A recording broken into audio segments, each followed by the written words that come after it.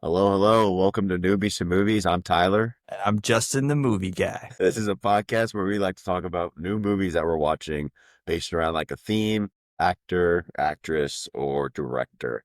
With this week's theme being actress, one of the GOATs, Meryl Streep herself. But before we get into that, we usually like to start off with other stuff that we've been watching this week.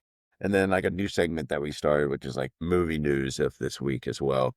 So Justin, you want to start off with like what you've been watching this week? Yeah, I've been really face first into Invincible right now. It's been pretty nuts, especially because last week Big Bad was kind of introduced and everybody was kind of like, oh, he's not really that big and bad. He's kind of just like a bitch. And then, yeah, this week we realized we were all talking shit about the wrong guy because he went ape shit and did a lot of bad stuff.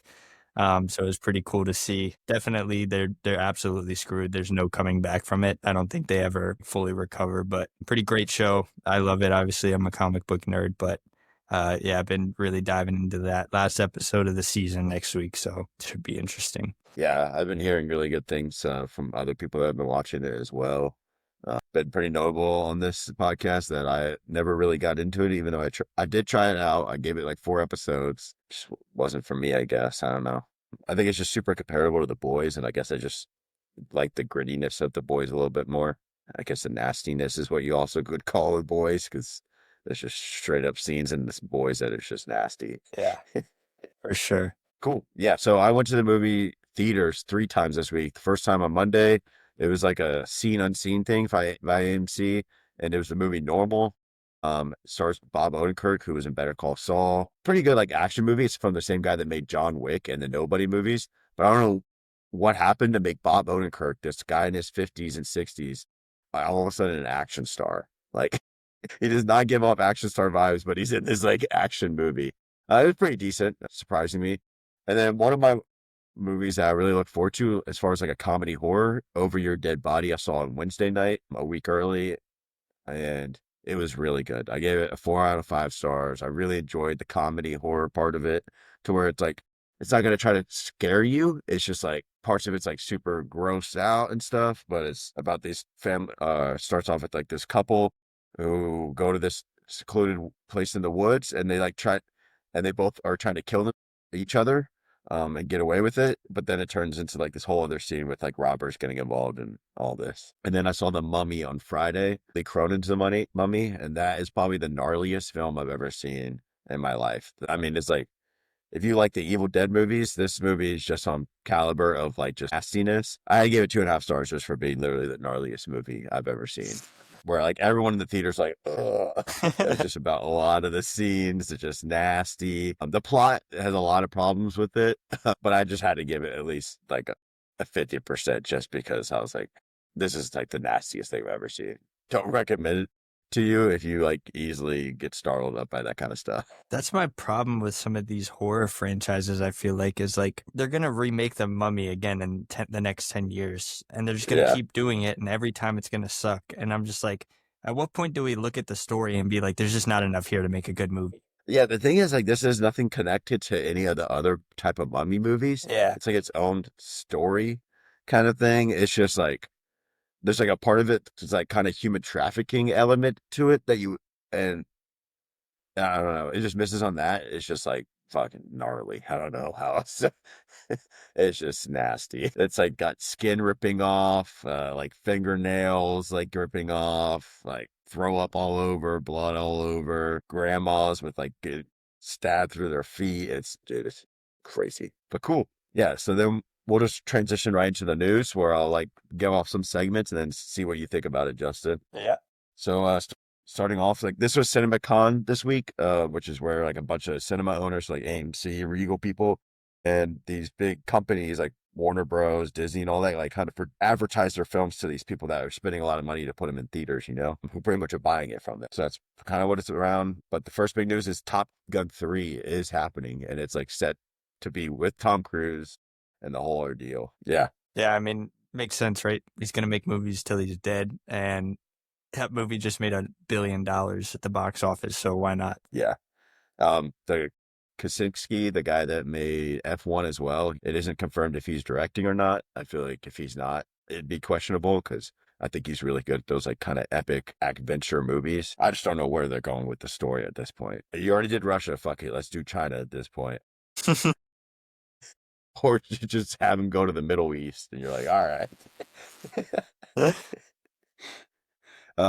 To the next one, the Spaceballs, the new one has now been confirmed, and it's gonna star Bill Pullman and his son Louis Pullman. What do you think about this? Yeah, that's pretty funny. I've seen them. I don't know where they were at together. Maybe as a red carpet event or something, but their banter is actually pretty hilarious as well. Yeah, So I can imagine that movie will definitely probably do well, especially for, I know that's definitely like a cult classic kind of movie. Like there's a big fan base for that movie. So yeah. I think people that love the original, like I really like the original. I know our buddy Nathan loves it too. He quotes it all the time. Mel Brooks is the one that announced it at it, but like he's not directing it because he's 99 years old. But it'll be interesting. I think a lot of people are gonna have their eyes on it, and like if it fails, it's gonna be a lot of hatred towards it because the original is so beloved. yeah, I mean, I think there's been a lot of not so good Star Wars you can really rip up right now. So that's the other Yeah, good thing. yeah, exactly. Like it's somehow Palpatine or is it mentioned? I swear, man, they're just missing a good opportunity. Um, okay, the next thing is the next Ocean's movie, so like the heist movies is gonna star and be directed by Bradley Cooper, but bringing back like George Clooney, Brad Pitt, Matt Damon are all coming back as well. Gonna be a huge movie. Yeah, I mean, in the time of just rebooting every franchise ever, I see why this would be done. I haven't seen the Yeah, original Oceans movies. Definitely need to check them out before this. Interesting to have Bradley Cooper direct, I think. I don't know. yeah, yeah. He's directed A Star Is Born. He directed is this thing on that came out this past year. I think he's kind of given up on the opportunity for an Oscar. I think he was obsessed with that for a while.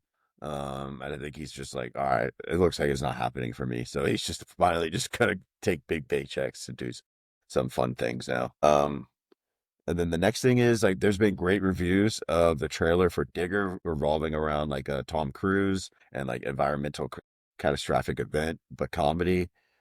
Especially talking about how like Tom Cruise is just looks really good in this, and this may be his time. Yeah, that's what I've heard too. The role is not something that he would normally play. So, I mean, I think if the story's there, yeah, he could definitely get some Oscar love. I could see. Yeah. Uh, Justin watched Tropic Thunder this week, and a lot of people are comparing his role in Digger to Lex Grossman. So like he's like kind of bringing that kind of comedy out in him.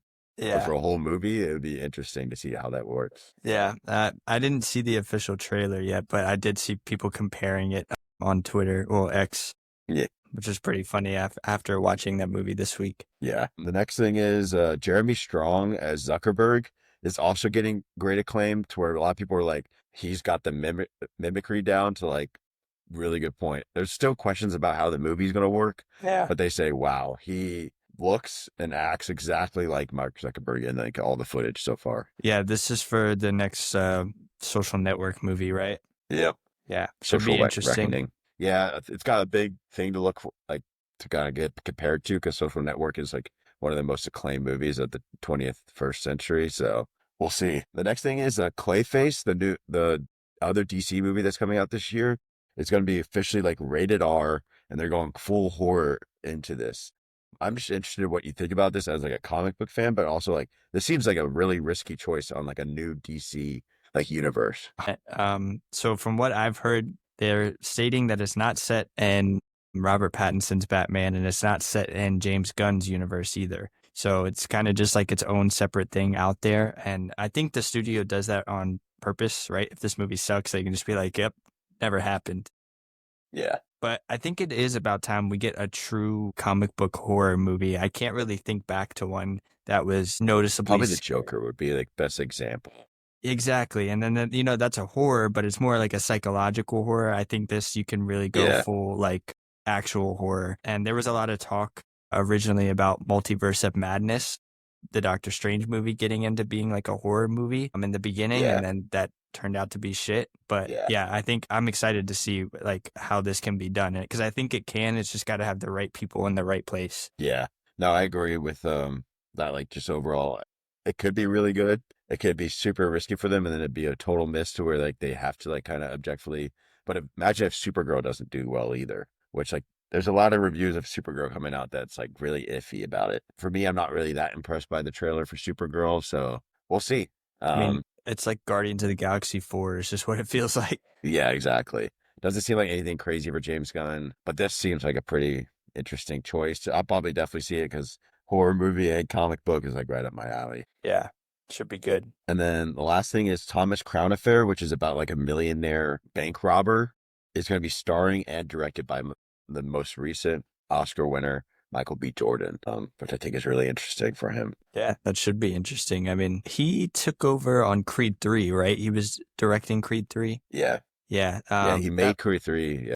That was probably my favorite Creed movie out of the bunch. I think I really enjoyed his inspiration with anime and the fighting styles. So I don't know how the action will be. It sounds like there's going to be some sort of kind of action involved in this. So I think he'll do a good job at that. Just hope the story's there, you know? Yeah. Yeah. It's a remake of a 1999 movie, but it sounds like that he's taking a lot of like inspiration from it, but like not the same exact story. So not like a one by one remake. Be interesting, you know, coming off an Oscar win and like wanting to go into like the directing route. It seems like more so in his career at this point. Kind of like one of the guys that we're going to be talking today along with Streep.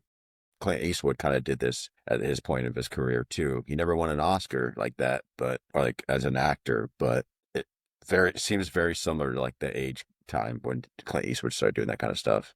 Yeah, and I mean, you know, winning an Oscar opens up so many opportunities for you as well as, you know, not having to really have that pressure anymore to feel like you got to go do it as an actor. You can try something else now, something you enjoy doing. I agree. Awesome. So yeah, that's the second time that we did like news. We'll see like if each week kind of warrants like a news thing, but this week definitely did just because there's a big CinemaCon thing for it. So a lot of big announcements by these big companies. Cool. So yeah, the actress this week is Meryl Streep. Just one of like the really like well-known actresses. She has a big movie coming out this summer, The Devil Wears Prada 2. This is kind of in prep for that, but also I feel like she's just had to be somebody that we need to get on our radar. I don't feel like we have watched enough of her movies, and she's like a 24-time or like 21 nominated like actress for Best Actress and Best Supporting Actress and the Oscars, like Academy, which is just insane. Yeah, it's a lot. 21 nomination. It's just no one else is that much. Like not even close. Like I don't think anybody is even close. She has only three wins. So 3 out of 21.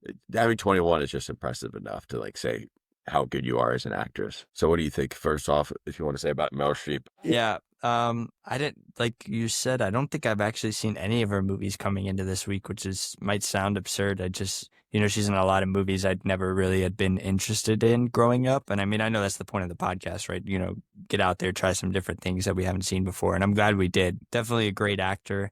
I mean, we'll get more into the movies and her specific roles, but definitely highly regarded for a good reason. Yeah. Yeah. I've only really seen the Devil Wears Prada movie, and I don't think I've really seen much more with her. I know my mom is a big fan of her though. So she watched a lot of her movies, and I probably was just watching them vicariously through her, meaning like I just walked by and I'm like, it's a movie with her. I've also seen Mamma Mia, so she's also in that. And I know Justin probably doesn't interest him for Mamma Mia, but I've seen parts of it, you know, when it's on the TV, that kind of stuff. But yeah, not really my cup of tea, I guess. yeah. Well, she is in one of your favorite movies of all time, Fantastic Mr. Fox. She does voice act in that one. Yeah. But yeah, she was really good this week. Like the movies, we saw 3 movies with her.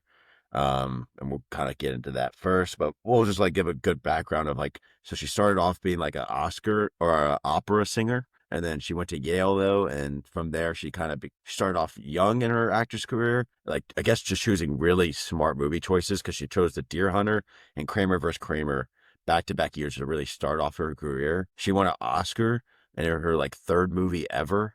And The Deer Hunter and Kramer vs. Kramer were both Best Picture winners. They're just really smart choices to start your career, you know? Yeah. And then just like kind of direct your career into like stardom from that point. And then from there, she just kept getting nominated. It felt like every other year from the 80s until the 90s. And then I think the most like publicly known role for her has been The Devil Wears Prada and Mamma Mia itself. But then she won her third Oscar in 2011 with one of the movies we did this week, The Iron Lady. Cool though. One of the movies that we did that we were going to choose this week was Kramer versus Kramer, because we were like, oh, she won her first Oscar for this. Let's check it out. But she's like a super supporting role in this film, so we ended up just bringing it to like just talk about it in general. So Justin, you want to give a quick review of like what you thought of Kramer versus Kramer? Yeah, no, I think, obviously her winning a supporting role actress. Supporting is tough because so many times we've seen something like RDJ and Oppenheimer, like that was a huge role in the movie, but obviously the supporting role. And then you see her in this, and I think I texted you like an hour in. I was like, dude, she's been in it for 5 minutes. Like, we got to do something. We Yeah. can't sit here and talk about how great her acting was when we've barely seen her. And she definitely came around more in the end. So obviously it's about, a family of three, all right? You have the husband, the wife, and the child. Yeah. And so she basically walks out on the relationship. She's done with the kind of family life. She feels like she's not a good mother, moves out west to California, and it's more about the dad. I'm blanking on the actor's name. He's so great. Dustin Hoffman. He's, it's about him and his job, him trying to raise his kid while also managing being a workaholic, basically, and his relationship with his son, who was very, stuck on where's mommy the whole time. And then kind of moving towards the end, it gets into like a custody battle in court. And then obviously that's when she comes more into play in about the last 30 minutes or so. But, it was a really good movie. It was a fun movie, family movie, but also had some, pretty deep themes that, unfortunately this world has a lot of, split families, and, making sure that you just kind of have the best thing going on for the child is the most important thing. And I think that's, kind of what we get out of the ending. But yeah, really great acting all around in that. And even the kid, I don't know who the kid was. He was really great and really actually hilarious throughout the movie. Yeah. Yeah. I really enjoyed the movie, but like you said, it's not a Meryl Streep movie. It's a Dustin Hoffman movie for sure. I think it's really effectively done. I guess like during this time, like maybe dual parenting or like a dual Joint custody. Yeah, joint custody wasn't like a really notable thing, I guess, at that time. Because like nowadays, like they didn't seem like they hated each other in the movie. So it was like joint custody would be definitely the route to go. But I guess during the time the film was made, it just wasn't really a thing, or wasn't as known, even though he had plenty of good reasons to hate her throughout the film. And she's kind of made to be the villain of the film, if anything. But yeah, I really enjoyed it. We're lucky enough to like come from families that don't have to deal with this, but I'm reading a lot of the reviews. It's like, raise your hand. Like if you're a divorced like kid, this movie hits hard, and you're just like, and I'm like, oh, I bet it does. Yeah.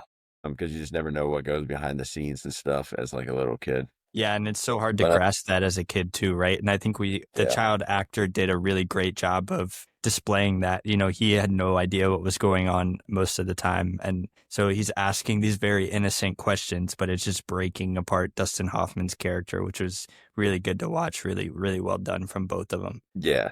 And seeing him transform as like not just a dad, but as like a man himself. Yeah. To where he thought like his career was like all that mattered.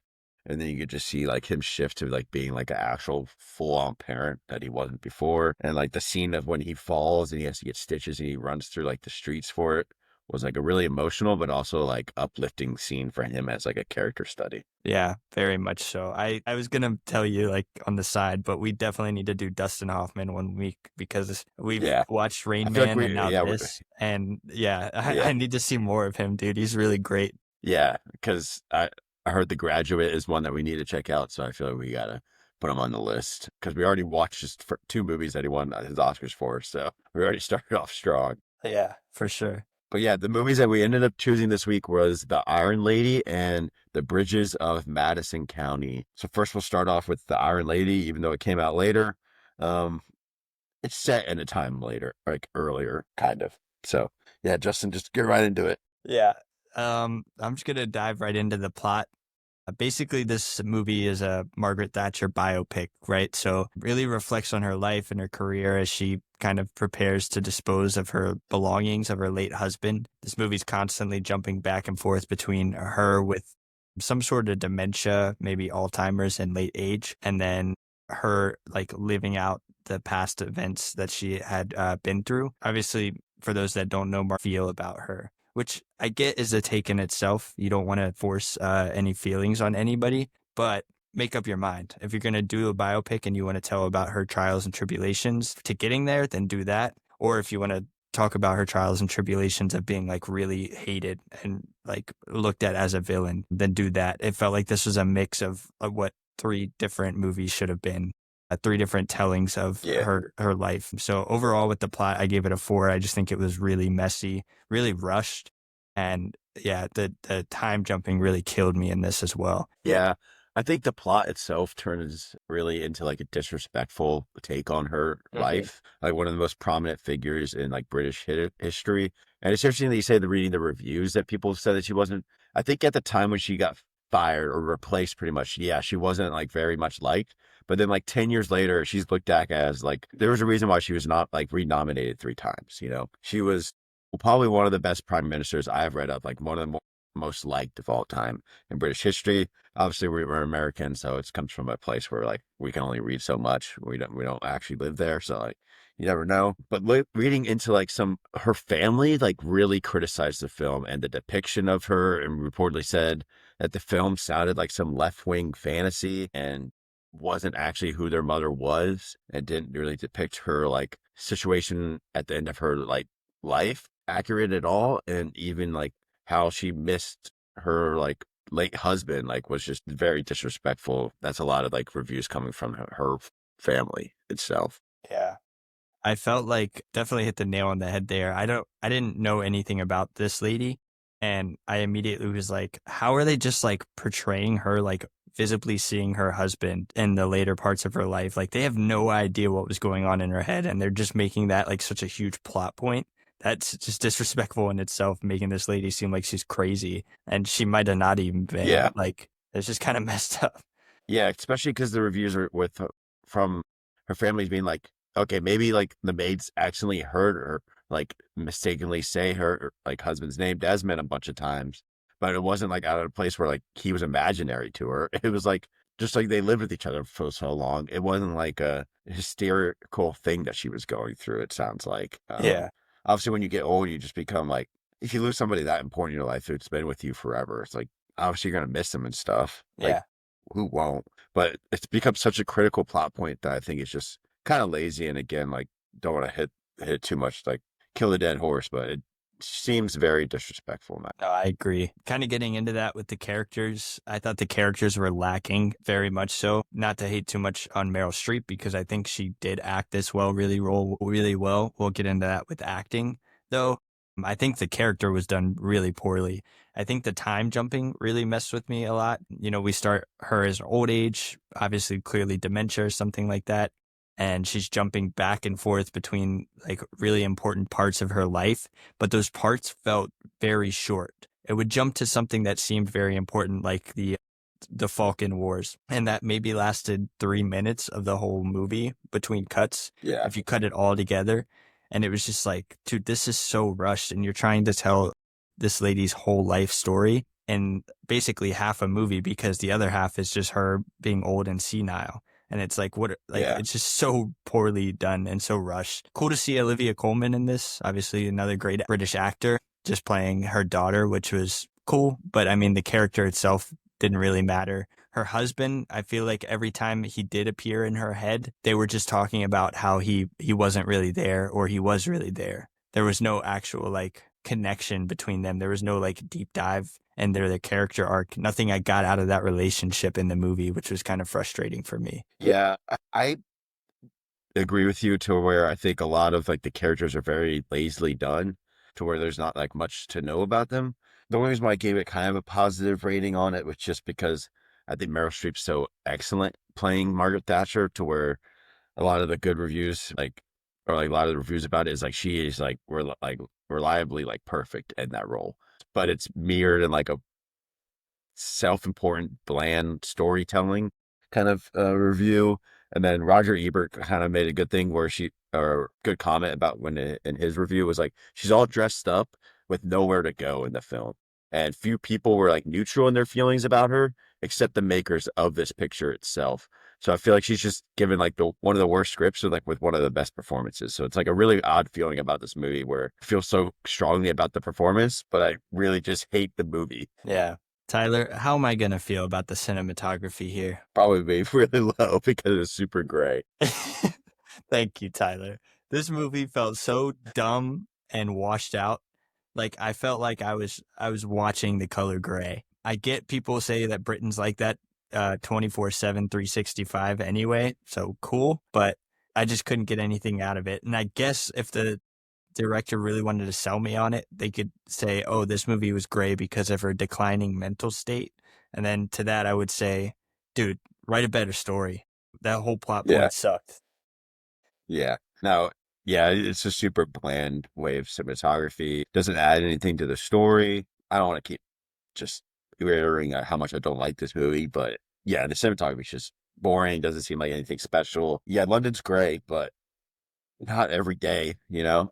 Yeah. I don't, yeah. Yeah, it didn't excite me at all. And, yeah, it was, yeah, I feel bad because I keep harping on the bad things too, but it just wasn't a good film, I don't think. Getting into the dialogue, I felt like it was cliche. I felt like it was very Oscar baity. It really tried to like set up like scenes for her to like, just like have like this big moment and tell everybody off, which is fine. One of them that really threw me off, she said, "Watch your thoughts for they become words." And I said, I'd like to add to that quote, "If you heat it up, it's going to get hot." Just stupid quotes. Like, of course.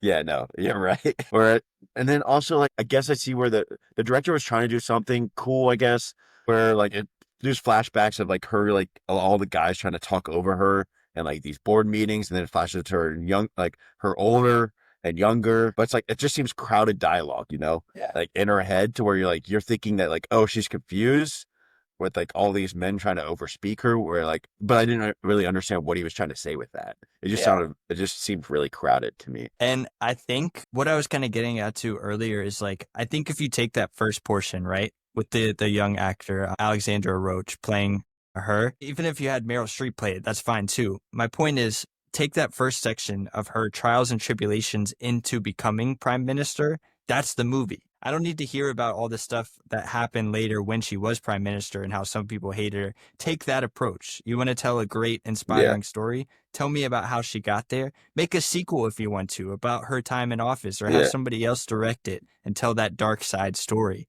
But you can't fit all that into one film, and that's just where it became too much. And that's where the dialogue got super crammed, like you were saying, all these jumping back and forth, and it made me lost. Yeah. I think biopic movies that we've done in the past as well is like trying to do an entire life of somebody is really difficult to properly do. And in my opinion, the best biopics are ones that don't try to do that. They try to go after certain points in people's lives. I just think of Lincoln as like such a good example of like one of the most prominent parts of him being president is made into that movie. And that's why I think that movie's so effective. It's interesting that we saw this kind of biopic right before Michael comes out this week for us, the Michael Jackson biopic, to where it's trying to depict his whole career. And I just don't think it's going to work, in my opinion. I don't know. It looks like a great performance. I mean, he's literally related to Michael Jackson. He's literally his nephew. But doing a whole career of somebody that big, it's just, I don't know, man. It just doesn't seem like. It can be a lot. And I think the one thing you do have with doing an artist is there is typically a beginning, middle, and end of their career. With this, it was, her whole life. It wasn't spread across the 25, 30-year career. It was literally, I don't know how old she was. I'm assuming probably 80, 85 years from when she was a teenager until she was basically senile. And so that's a lot more ground to cover as well. You're right. Yeah, it could be a lot and it could be hard to do. So we'll see. Getting into the set design, I gave it a 2. I thought it felt super shallow, all the sets. Specifically, the house got really repetitive. I felt lost every time I was in there. Maybe they were trying to make her feel that way. I feel like I'm reaching by saying that because we already knew she was kind of out of her mind at this point. Again, she probably definitely wasn't, but it's just that was what the character was building to, unfortunately. So, yeah. Yeah. And they spend like I don't even know if this is part of the set design, but the first 10 minutes is her trying to get milk. And they're like, why did she go get milk by herself? It's like that used to be the prime minister of Great Britain. Chill out for a second. Like, come Yeah. on now. Like, you think like even like nurses wouldn't respect her at that opinion? Like, they were like, oh no, like she's a senile old lady. It's like, no, like she's probably like one of the most successful women of like any generation, and you're Yeah. just like, no, she can't go get milk by herself. I don't know. For me, I was like, all right. I also like, I thought it was not Streep at the beginning of the movie. I was like, oh, that looks like a way different older lady. And then it took like 5 minutes for me to be like, wait a second, that is her. Holy Yeah. shit. Also hilarious how she's like in a bodega getting the milk and just nobody recognized her at all, which is kind of Yeah, nuts. yeah. Yeah, that was also insane to me. It's like, okay, maybe it was like 20 plus years ago, but you guys never opened like a history book, I guess, like of your own history. Maybe Great Britain doesn't teach themselves that, but I like, mean, no, just I consider thought, like if you saw like a previous president in our lifetime that was president, like say Bush, you would recognize George Bush. yeah, or Bill Clinton right Yeah, away. I'd be like, Clinton oh too. yeah, yeah. Like, I feel like that's like, I don't know, it's like the head of the parliament. I feel like that's like the equal to like the president. I guess like the queen too. Like, no one would like miss out on the queen, but I feel like she's just as prominent if you're gonna vote her in. I don't Yeah. know. Getting into the acting, I gave it a 6. Meryl Streep really is carrying the 6 far. Pretty much just Meryl Streep. Even Olivia Colman as playing her daughter, I thought was kind of weak.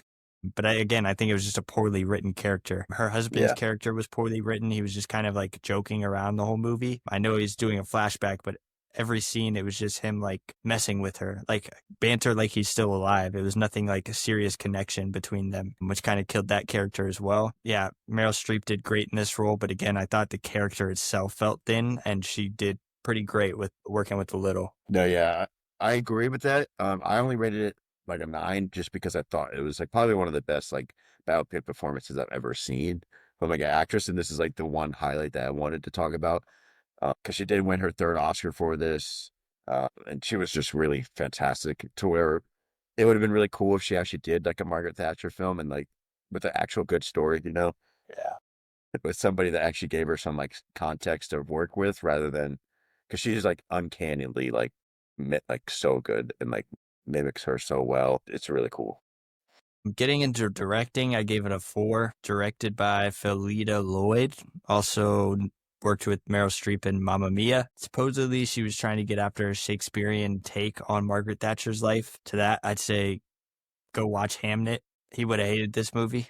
Yeah, yeah. Yeah, I it did just not read that. That is probably one of the dumbest things I've heard in my life. But all right, keep yeah, going. I don't know really where that came from. I was just reading on Google about this director, and that's what she said. So I was like, okay, good luck on your next film if they call you back. But yeah, I just Yeah, didn't get much out of this movie that I enjoyed besides the acting. yeah. It's crazy how like Mamma Mia is a super successful movie, and I think done really well. So then like Hollywood was clearly like, oh yeah, you can go ahead and like do a movie, and then like after this, she only directed one more movie, and that one movie also was a miss. So she hasn't done anything since. They're like, actually, never mind. They're like, let's not give this girl a blank check ever again. Yeah, It's yeah, probably maybe my worst rating I've ever given a director. Yeah, yeah, and maybe if it was a fun movie like Mamma Mia, that would be cool for her to do, but not this dreary, terrible film like. Oscar Beatty film. Yeah, Yeah. Another highlight I had, I thought the soundtrack was half decent. I gave it a 7. It was composed by Thomas Newman. He does a lot of Pixar movies as well, if you've heard his name before. I thought it was pretty decent. It actually caught my eye a couple times in this movie and definitely kept me awake. That was the best part of it. yeah. I guess that's what kept drawing me back in was the music as well. Yeah, Tom Newman does sound very familiar. I'm trying to see what else he's done. I know Nemo was one. I can look here. He did Shawshank Redemption, Little Women, American Beauty, Finding Nemo, Wall-E, Skyfall, Bridge of Spies, 1917. Passengers, 19. Yeah. All right. Yeah, this guy's really good. Yeah. Yeah. Yeah, I recognized that it was good music, and then I afterwards, I when we were doing the notes for the show, I was looking it up, and I was like, oh yeah, this makes a lot of sense now. Why I felt half decent about this coming in. Yeah. No, definitely really good. And again, if it was like framed around like a better plot line, it probably would have been like added really well to like the story itself. Yeah. For the themes, I gave it a hard 2, and this is where my notes started tanking, and I started getting in a really bad mood. Yeah, this movie just framed a terrible narrative through her battle with dementia. It felt really ghoulish. It felt like, yeah, just like a very bad exercise of how to frame a biopic. It really skipped over a lot of the major events in Margaret Thatcher's life, which I read about after the movie. The miners' strikes was a huge deal. The Falklands Wars they touched on, but it's just like it was treated as like a backdrop of the overarching dementia case that we were going through. And I just feel like that's not a way to tell a story of somebody's life, especially a story of somebody as important as this. And even, you know, the idea of her being the first female prime minister was really like looked over. It was like a 25-minute thing max in the beginning of the movie. And I felt like you could have told a whole movie about just that and her trials and tribulations and getting there. So yeah, it just really went nowhere for me. Yeah, I gave it a 1, so Yeah. even lower than a 2. For me, it was just, yeah, I just didn't really like this is disrespectful. It seems like the thing about biopics is that I feel like as a director, you need to come into it of a frame of like, people are seeing this film and this is like their first insight about who this person is really. And if they don't really know much about them, you're pretty much telling the story for this person of like, why should they care? Pretty much people coming out of this movie that don't know anything about Margaret Thatcher are going to be like, oh, wow, she was kind of a bitch. And it's like, I don't think that's a good representation of who she was as a person. Yeah. Well, and that's the thing here too, right? Is in the beginning of the movie, it's, hey, look how great and strong this woman was to overcome all the trials of being the first woman to do this, dealing with the a-hole men in Parliament. And then by the end, they were like trying to make you hate this woman. And it's like, yeah, I want you as a director of a biopic to tell me what I should know about this person.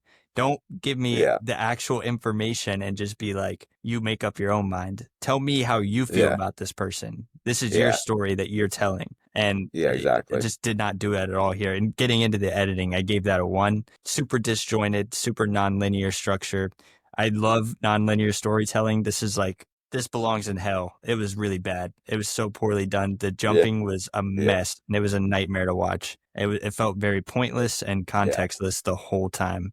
Editing was also like a 1 for me. It was really low just because there's nonlinear like editing styles either really works or really doesn't work, and this was an example of it really not working. Not in a biopic. It just doesn't seem. Yeah. I mean, I guess you could say it was kind of done in Oppenheimer that way, but there was still like a 3-act structure that worked really well. This jumped between probably 6 or 7 different acts throughout the movie, and it was tough watch. Yeah, it's a 3-act structure, but all wrapped around for Oppenheimer one main idea, while this is wrapped around like her entire life. Yeah. Overall, I gave the movie a 3.6 out of 10 or a 36. I think I lost you. Oh, sorry. Yeah, I lost you. Wi-Fi go out? I'm back. Yep. Okay, cool.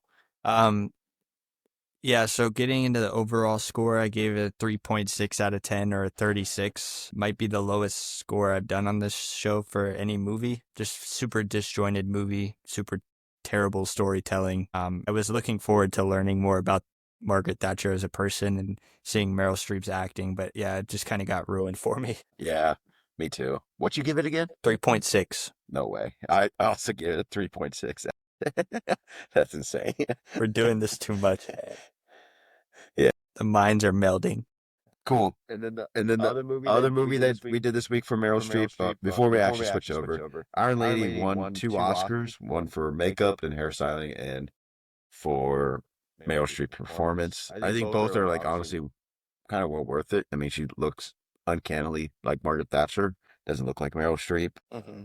I don't know what else it was up against that year because it seems like not like a very strong like Frankenstein one this year. And that's like a crazy makeup and hairstyling compared to this movie. But yeah, the other movie we did was The Bridges of Madison County, directed by Clint Eastwood, who we did a while back, and then we did.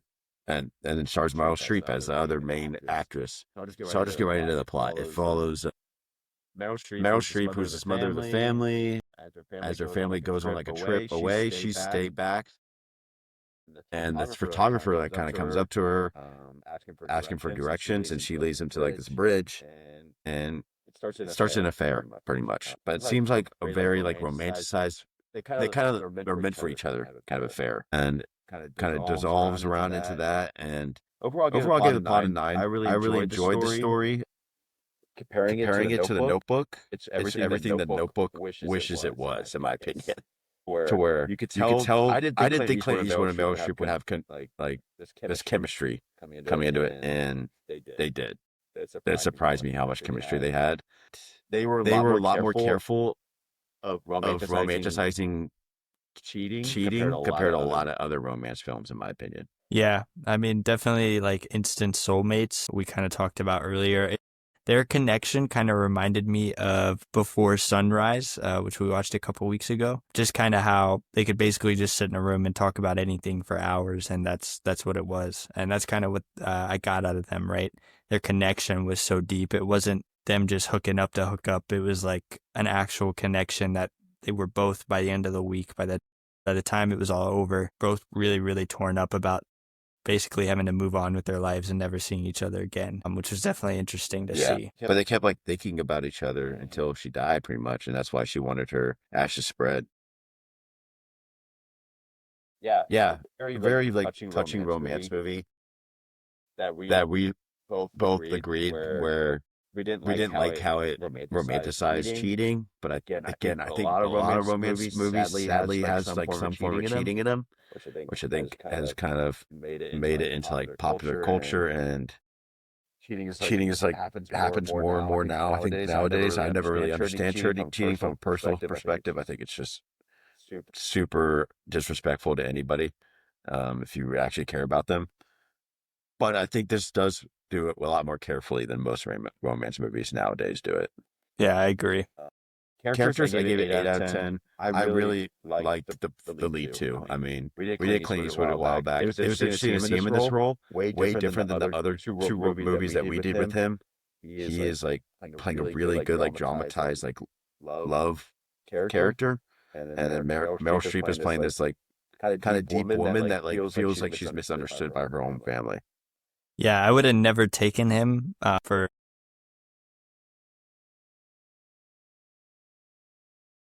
Yeah.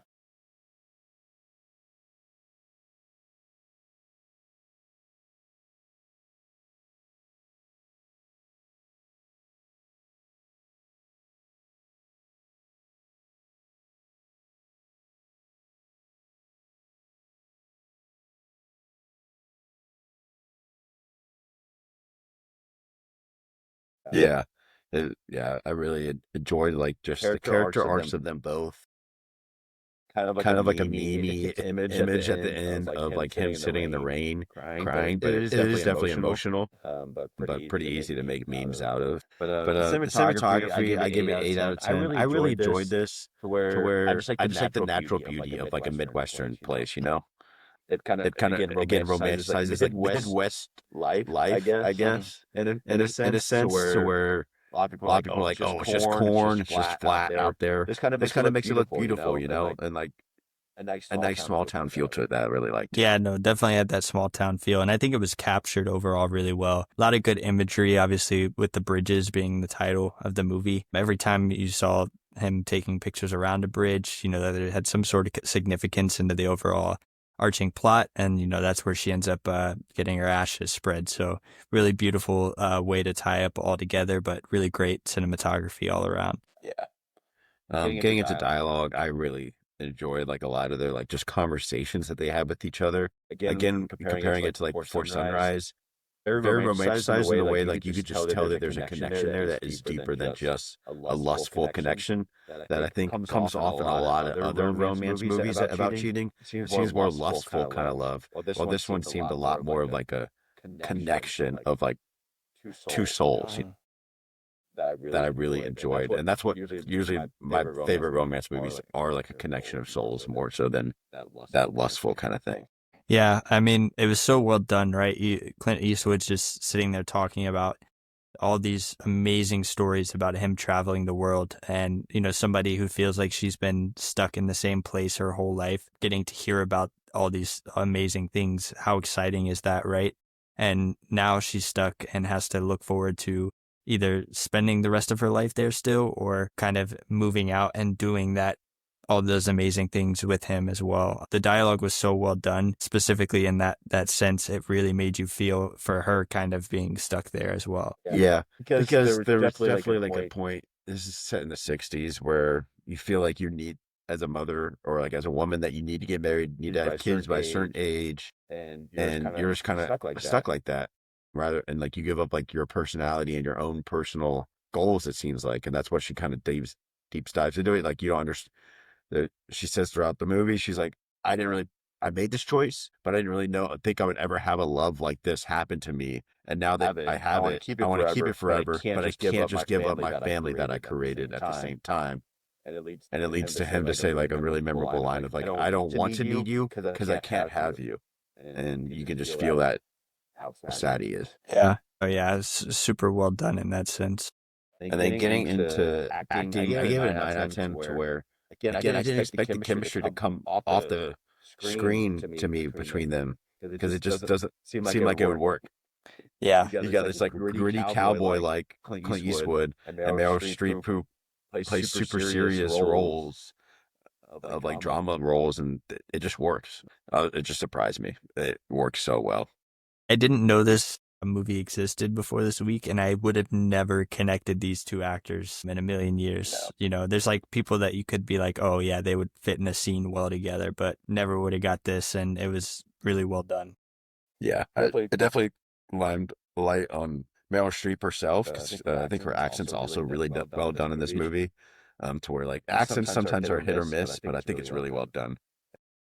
Reading up on her as an actress, a lot of people say that usually her accents are really good, and like she really does like her research into it and doesn't like try to half-ass like accents. And then really just limelights like even more in Clint Eastwood. I was shocked. I don't know. I saw him in $1 Million Baby playing like a dramatic role, but it still gave off like this gritty cowboy-esque like kind of character. There's like no cowboy-esque to this kind of guy. He's just like a photographer that there's nothing that about him that gives off a vibe of like, I could kill you with a gun right now. Yeah, definitely not. He's playing kind of like a wanderer, like a curious mind, right? He's just ready to see what's around the next corner at any turn. And being a photographer, you have to have that open-minded kind of view. But yeah, he portrays it really well. I never got that sense of him at any point in time. Yeah, no, really impressive. In fact, he was being the nice guy. And we talked about, yeah.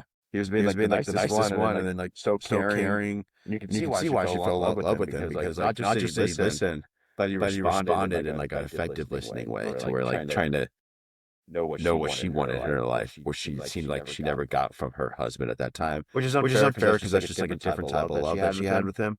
To compare, again, where we don't want to romanticize the cheating factor, it's just like she was understood in a different way from him compared to her actual husband. Sound effects for me was the only like middle ground thing to me, to where I think romance movies for the most part don't have this very effective sound effects, and for me that really hits where it's just middle ground for me. I gave it a 5. Yeah, nothing special, and the overall soundtrack as well, I thought was just fine as well. So yeah. Set design, I gave it 8 out of 10. Adds into like cinematography, what we talked about. Midwest feel, really beautiful, like the Midwest, and I really liked it. I mean, it's called the Bridges of Madison County. Bridges, plural, when it's like really based around one bridge. But I like the bridge. Yeah, I think it was a cool like set piece, to revolve around. Yeah, I mean, I think if you said the bridge in Madison County, it feels more like it's a story about like building a bridge or something. So I kind of get it. Yeah. Some metaphorical bridges. True. I don't know. Yeah. I think it's metaphorical, not just for her, but also like the other woman that's kind of hated on from like the town for cheating. And that's why they're like so careful about like being public around each other. Yeah. But all it took probably was one person driving up that bridge and being like, what are these two weirdos doing taking pictures of each other? Real creepy, like. No, great set design though. Yeah. Directing, I gave it 8 out of 10, just because I think this is just a different movie for Clint Eastwood than the other ones that we saw. Like Gran Torino is like very way different, like more gritty, and then $1 Million Baby, gritty. All these movies in the 2000s, Battles of Iwo Jima, just gritty, and this one's like a romance film. Totally out of like left field for me compared to like all those other movies. Bro might be a playa, dude. He was 20 years older than her when they filmed this. A little creepy. Great movie though. All of a sudden he wants to do a rom-com. Like, come on, man.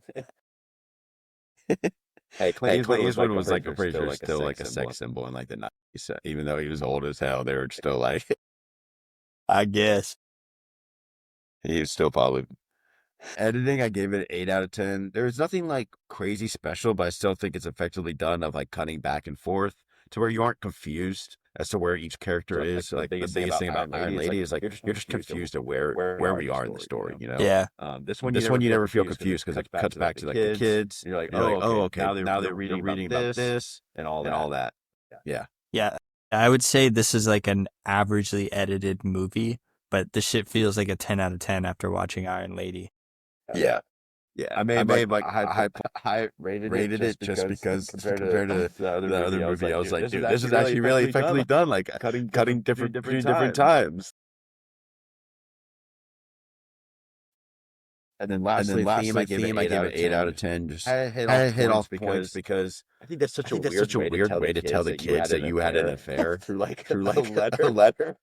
Like, I'm like, those poor Those poor kids. It's just It's just like you not just when you die, but they just get to read up about how you were making love to this dude in like in like a week that they were all gone. It was giving incendies, but I was having sex with the photographer. Sorry. Yeah, We're the sexy photographer. Like It was just, I I was like, oh, okay. It's a That's a little weird. weird. And then like, Any movie with the affair, I just don't think I could I give could it give it 10 personally, because, just because I don't know. again, I just don't really agree with cheating, but it does it does see see you understand like the other side of like cheating and like why why it it would happen. And obviously it's set during a time in the 60s where it's just social culture is just was a lot more judgmental back then of people, you know. Definitely. And, you could definitely tell like leaving her family wasn't an option for her. I understand, where we're coming from too on the cheating thing, not an acceptable thing to do. But I think it was just mainly to really get into the idea of, going and living the life you want to live versus the life that somebody else wants you to live, which was society at the time. Which in that sense, it was really well done. And that internal struggle was really well done with her character. Yeah, I agree. Overall, I gave it 8.0 out of 10 or 80 out of 100. I really enjoyed this film, so like a 4-star film to me. Yeah, I gave it a 7.9. We were right there. Almost did it again. Yep. We were really close to getting exact for both of them. That would have been insane. But nah, I really like this movie. Definitely compared to the Iron Lady. Definitely demonstrated what Meryl Streep can do with like a really good story, you know? Yeah. One thing I'd like to notice, particularly, I didn't bring up during her acting, you really felt her falling in love with him. Even when she wasn't narrating herself, you could still feel it like by her body language and everything like that, which stood out for especially an old movie too. It's easy to like tell body language in movies nowadays with the high def cameras, but even as such an old movie, she really sold her body language and could tell she was falling in love with them right there. Yeah. From the three movies that we watched this week, I can see it in all those. She's really good at acting with like her body language as well throughout all three of those films. Even like Kramer versus Kramer, even though it's not like she's not in the movie all that much. Like even like the court scene, yeah, you could feel it without like her saying stuff, you know. Even though she's like supposed to be the villain of that film essentially, but yeah, really effective actress. Yeah. So I think we definitely need to come back around to her, maybe do like a Meryl Streep part 2 in like half a year or something like that, just because she is like one of the biggest actors of all times. We'll watch And Mamma check out Mia. more of her films. Yeah. Or I'll try to convince you to watch The The Devil Wears Prada. We'll see. But Yeah, maybe watch it before the second one comes out because I really like The Devil Wears Prada, the first one. I think it's a really rewatchable movie. We'll see how the second one goes, but I don't know if I will have an option with number 2 coming out. I'm sure Madison will have it on some point. Yeah. She'll be like, all right, yep, we're rewatching this, and you're like, all right. Yeah. But because we haven't watched enough about Meryl Streep, we decided not to do like a ranking for her this week. But instead, we want to do a draft that's kind of focused on a lot of the movies that she does. She does a lot of family drama films. So we're gonna do a family drama draft. So the So the categories are going to be Oscar Oscar nominated, nominated, family secret, emotional emotional struggles slash trauma, trauma, relationship relationship struggles, science science fiction, fiction, ensemble ensemble cast, cast, and and wild. wild card. So 7 I've been categories. cooking up some devious stuff, Tyler. If you say La La Land, You're gonna hate I'm me cutting by the the end of podcast this early. one. I don't think you'll hate me, but some of these Cool. you're gonna be like, "Oh my god." because you say that, I don't really care who goes first because I don't think there is like a one-on-one pick because I think there's a lot more family drama movies than I thought coming into this, to be quite honest. Yeah, So you can just go first. I'm gonna. Oh, dude, where do I want to go with this first? Give me Oscar nominated. I'll take Hamnet. Okay. We'll call it Best Picture, I guess. This is what I'd call our 101 because I know we both really love this movie and, recency bias and all too. A really great family movie just about family trauma and Shakespeare in general. But yeah, really well done too. Beautiful movie. Yeah, actually, crazy good movie. Had me bawling my eyes out in the theater twice. So any movie that does that, I'm like, I feel like I have to give you a 5 stars. I love Hammett. It was definitely on my short list. I'm I'm gonna gonna one up with you with just a Best Picture nominee with the Best Picture winner, Parasite. Yeah, that's for good. Oscar nom. Yeah. Yeah, It's it's a whole family, two different families about diamond struggles, but just how like one is like kind of keeping a secret from the other. Societal problems, super complicated movie, kind of broke like the international movie record with like winning Best Picture. Yeah. It's crazy. I think there's a lot of argument for best international film of all time up there. Yeah. People still talk about this movie like it came out this year today. Yeah, It's so Yeah. good. cool. I feel like that was like a number one pick for me by far. Yeah. For me, for the next one, I have a lot of other ones available. The one that I saw there being not as deep for me was relationship struggles. And for there, I'm gonna go with Marriage Story. Yeah, Adam Driver and Scarlett Johansson. It's probably their best work for both of them, in my opinion. They're just so good in it. And you could tell that they loved each other at one point, and then they just absolutely hate each other. Really like sad view of like divorce too. Yeah. All right. Let me see here. There's a lot of really good ones for this category. I'm going to go Family Secret and I'm going to go Incendies, one we watched on the podcast. Really good secret, dude. That movie is dark. It'd tear you apart. I was talking about it with a friend this week. Yeah, just really amazing, well done movie. Yeah. No, that was definitely on my short list as well for about Secret and so good. We already did it on this podcast. If you want to go check out the Denny episode, we go pretty in depth about it. Yeah. Let me see here. This is tough. I think I'm gonna go relationship struggles. A little bit different one, but I love this movie. I'm gonna go The Iron Claw. Obviously, the main relationship struggle here was between the kids and their father. Obviously, a lot of societal pressure as well, but mainly coming from their father and being a wrestler.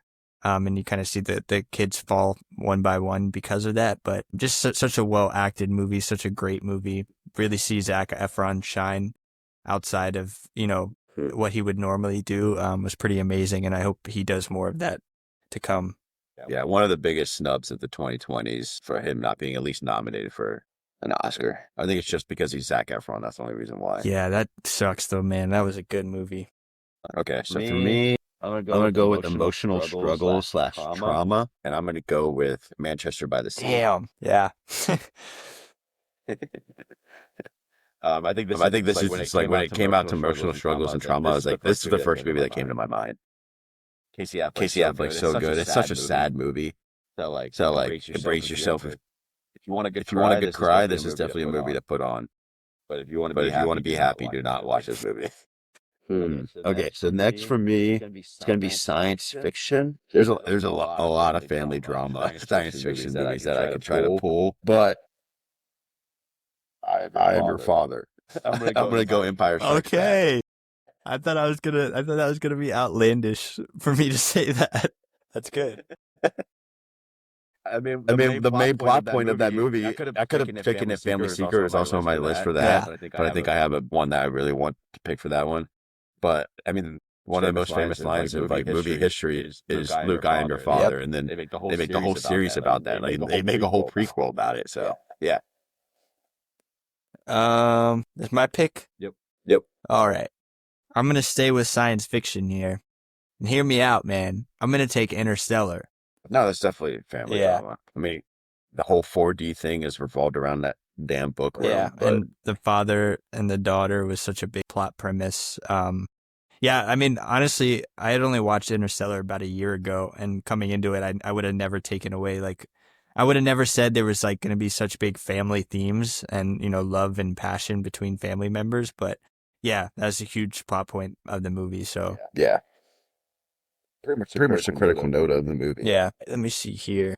Go two ways here. I can go two ways here. Okay, I'm going to take Prisoners for emotional trauma. Yeah. Obviously, another great one. Yeah, just, you know, the trauma of having a child missing. I'm sure that is a lot, and we really get to see that displayed by Jackman. I think he was amazing in that film, and was playing a really amazing father in that film. Not the best dad in the world, but yeah, seeing the struggles a father goes through.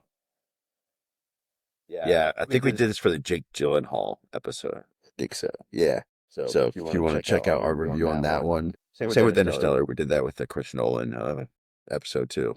But yeah, I really like Prisoners. You know that as well. Okay, for me, I still think you're gonna pick My Family Secret. I'd be very surprised. And you already got a Family Secret one. Ensemble cast seems like a really short, but I feel like I just have to go with like probably my favorite movie out of them, and that would be Little Woman.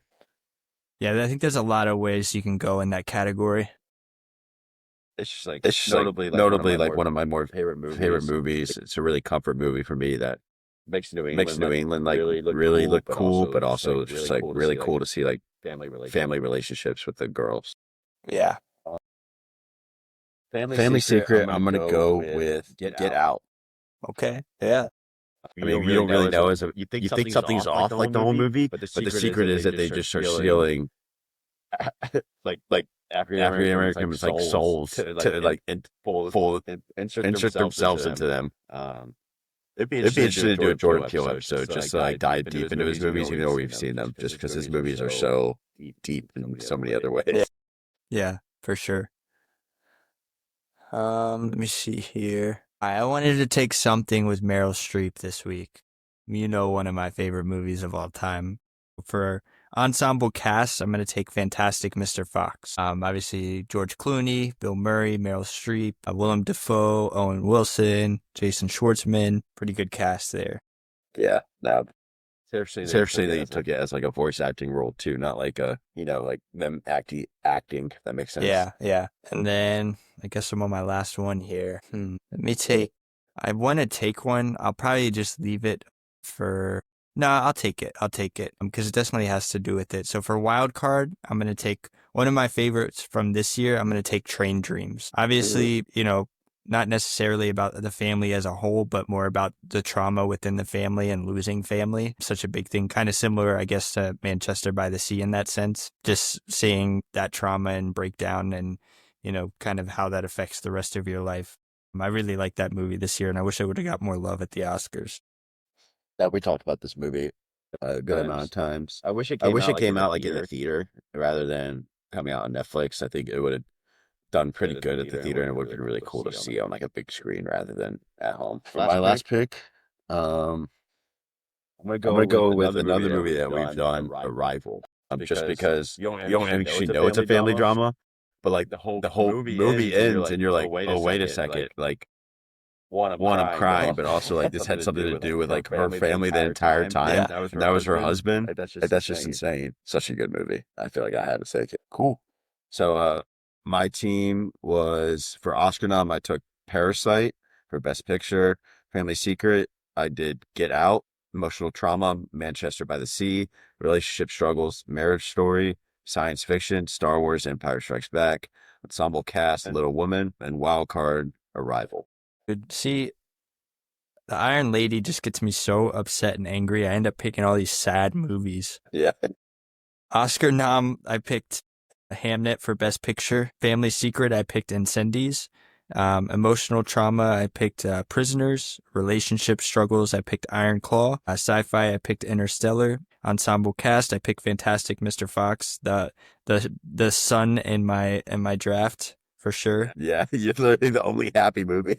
And then wild card, Train Dreams. Yeah. Holy crap. Yeah, you have the most depressing team. And Fantastic Mr. Fox is just like kind of just snuck in there as like here's some happiness, but Just holding me up. yeah. Thank God for Wes Anderson. I feel like I did a good job of like equaling out like the sad ones with like really interesting movies. Because to be fair, I think Manchester by the Sea is probably the saddest movie out of like the whole group. Just like Movies, the theme of it all. terrifying. Yeah. Cool. Cool. I'll do like some honorable mentions. I have a bunch. For For Oscar nom, I had It's a Wonderful Life. I had Toy Story 3. I think I think that really goes into like family, like moving on from things as well. Or E.T. Extraterrestrial as as well.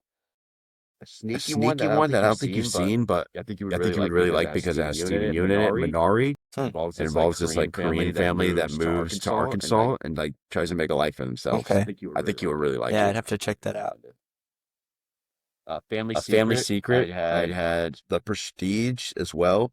I don't want to say the thing that's revealed because you haven't seen it. So, but if you know, you know. Emotional struggles, trauma. I had The Pursuit of Happiness. Oh, dude, After what a good one. Yeah. Can't believe I forgot that. After Sun as well. That's some trauma that's being relived in that movie. Perks of Being a Wallflower and Hereditary.